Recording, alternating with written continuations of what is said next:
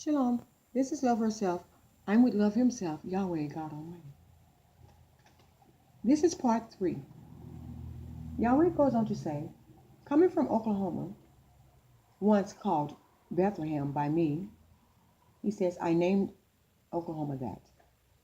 Now we get into town with what little belongings we had left, and we settled in. Then funds began to run low, so I had punished him enough, so I helped to rebuild. And why not? No one else would volunteer. He loved me, even during punishment stage. So I soared him. He went abroad, conquering this and that. He was having fun. It was sad to see him suffer. He went through hell. They, the Miami strangers, since the town was new to him, they greeted him with hell. He had blue eyes too. Oh boy, they didn't like him. Didn't like him for that. That ridiculous reason. One can't help what they look like. I'm the creator, not you, said the Lord Yahweh. But they gave him hell. He had arrived in the town, preaching on the streets, sort of like the groups of Israelites who gathered to share their message with anybody who's passing by, said the Lord. He did this alone, though.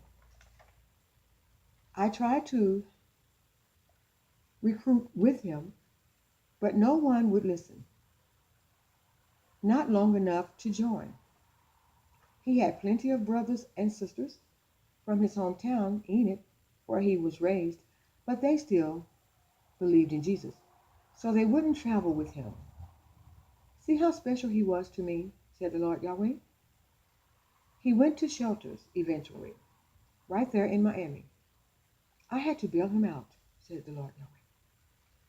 He had an income before he left home. He had saved money from his former job, which allowed him to have a bank account. Then it was depleted. He went off of 7th Street, 7th Ave, and 21st. There was a Salvation Army, which housed men. He wasn't too proud to go, and besides, back home, they had turned on him. They thought he was pushing the wrong religion.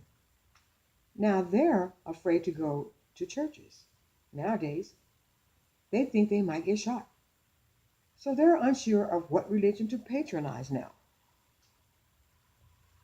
But anyway, he was homeless there in Miami at first. And so I took him in, said the Lord, to be clothed and fed and get off the streets of Florida. He had met a love of their lives, Sister Judith, he called her. She took him in when he ventured elsewhere occasionally. So they combined their income and they made things much better. He decided to stick with me. I'd been showing him more clues, proof that I was real, that I existed, and that my name was removed. He wanted a church for me. He had given a better income, had been given one, and wanted to unfold the truth.